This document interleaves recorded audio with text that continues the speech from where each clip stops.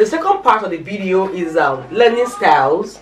Yes, how to spice things up, and also motivation and the basic things you need to have at home, for the homeschool at home. As the case may be. Alright, so let's dive right in. Okay, I said the first is visual learner. You need to know how your kid prefer to learn. Some they prefer imagery, okay? These are, they work well with flashcards. So these are examples of flashcard, okay? Flashcards. You can also make flashcard yourself. That is if you are good with drawings and all that. Okay, so also flashcards that I made myself for numbers. So these are flashcards, okay? In most cases, when you have flashcards, you make them in doubles, okay? So you can have the main one still like this, and the other one you cut it so that you can use it for some games like card sorting, card matching together, and a lot of games, bingo games and all that. So these are flashcards. So this is cut, this I didn't cut this, alright? Okay, so such kids, they love image, they love colors, different colors. You can work with different colors of marker. You're using magnet for the board, okay? You can use different colors of magnets. So they love colors, they love images, they love also you can they love puzzles. Yes, this is an example of puzzles, like for vehicles, puzzles. They work with puzzles, okay? So you can get different kind of stuff like that. They love describing, okay? Describing pictures. You can have a scene, kind of picture. For example, this is seasons scene, the different kinds of seasons, okay? So you can have something like this and discuss with it. What can you see there? What season is this? What season is this? What is happening here? Where are we here? Discussing things, pictures, images, okay? Events. They love images, okay? So such kids learn better with stuff like that. Alright? So I said flashcard, colored markers, pencils, videos, yeah. So you can support such teaching with videos, short videos on internet, on YouTube, okay, with such kids. Alright, so the next one is auditory. Some kids love listening. They enjoy to listen, they love to listen. So for such kids, verbal explanation is very important for them. You can also organize role play. If you have two kids or just you, or in the classroom, or even at home, okay, you can do role plays with them. Maybe for example, we're talking about winter wears, okay? You can bring the winter wears, yeah, and such kids will have to put them on. Okay, imagine we are going out right now to play, okay, go get dressed, you bring everything together, role plays and all that. So this is very, very important. You can even create scene or plays with flashcards, with different teaching materials, okay? So that is by the way. Use of music also, yeah. If you are teaching about maybe farm animals, for example, you can have videos on YouTube talking about farm animals where they get active, they stand, like let's go to the zoo, what do you see? I see a cow, a horse, so stuff like that. They also enhance and keep them glued, keep them interested to the lesson. Alright, the next one I talk about is verbal. This is very good for teenagers, okay? When they enjoy written and spoken words, grouping, presentation. So this works well with teenagers, okay? It's very, very, collaborative activities and all that. They really enjoy that. Group discussions, presentations. So such works well for teens. Alright. Another one is okay. Some kids love to interact with physical materials. They love to interact with, what you're teaching them. They love to see an example and and be able to feel and touch. So for such kids, they like things like relia. When I say relia, these are safe materials which you can bring to the classroom, like toys. For example, teaching about fruit and vegetables, you can have stuff like this. These are safe, okay? Carrot, potato, stuff like that. Pepper, so they can feel it, they can touch it. Alright. Also TPR.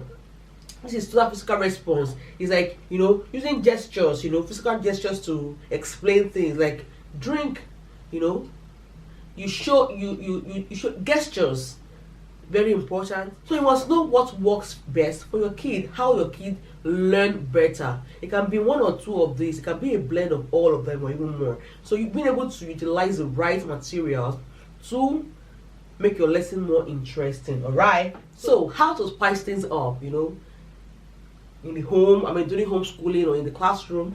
So also I talked about use of flashcards. Like I said earlier, very important. Use of flashcards, use of relay, physical things that they can easily touch and interact with physically.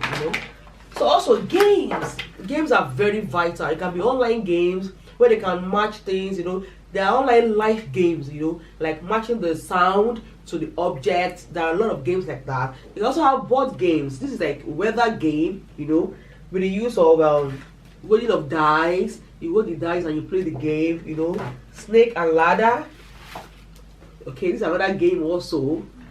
There are various kind of games you can play and enjoy and learn. This is places in town, okay? So there are various kind of games they can play, and these are free resources you can see on internet and print, okay? Free, very free. All right, so use of games, flashcard, songs. You must be flexible as a teacher, okay? Being able to form simple songs, okay?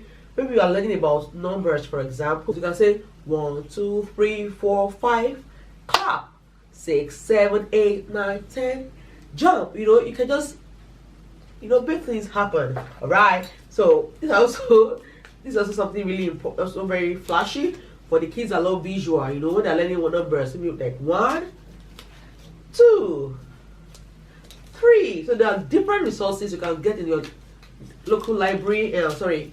Bookstore. Okay, you can see them in the bookstore. Some kids love to interact with stuffed animals. Okay, just to keep them focused. You can get that or get some puppets. Okay, very important as well. Also, worksheets are a vital part of your teaching. The kids get to work independently with your support as well, of course. They get to learn more and get more serious, if I may use that word. So this is an example of worksheet here. This is a worksheet, for example. This is worksheet. This is about shapes, I guess. Yeah, about shapes. They get to color, they get to trace. All right. This is another worksheet here. This is science worksheet. It's about sea animals. All right. Yeah. So kids get to identify the sea animals. They get to color them. A lot of stuff they can do around this. They also count and write. All right. This is another worksheet here. It's like, okay, it's for learning numbers, number 4, so they're able to count to learn the number 4 and trace the number 4. So there are lots and lots and lots, and these are free resources you can easily download on the internet. Okay, so going further, the basic things you need to have as a homeschool teacher, homeschool mom, ESL teacher, and so on. Okay, you should have paint brushes, very important. Okay, watercolor, paint. These are vital things you need to have, the basic things. Colored papers for simple crafts. Colored papers are very vital part of your lesson. You use them, okay? A4 papers, you need to get A4 papers. All right. The hard stock paper. This is a bit hard compared to the normal A4. It's thick, so you need something like this. Yeah, and of course you need to get painting apron for your kid, so all the clothes don't get stained at home. All right, good. And the kids scissors, the scissors for kids, and also adult scissors, because as you are doing these lessons with them, you also get to do yours as well, just to interact together and get them involved doing all these things without getting bored. All right, so all right, another thing I was going to talk about is motivation. You must learn to motivate your learner. It's very, very important. How? By giving them praises for a work well done, even for making attempts. You will not get it right, but they made attempts. You give them praises for that. For good behavior, for cleaning up their toys, for cleaning up their mess and everything, you give them kudos for that, praises for that. For improvement is very important. So you can give them stickers, you can give them stars, a safe high five, Even verbal praises, well done, good job, awesome, wow, excellent, keep it up. So all this should be used wisely, of course, and when it's needed, so that it doesn't lose its meaning to them. So I'm going to stop here for today. See you in the next class. Be good.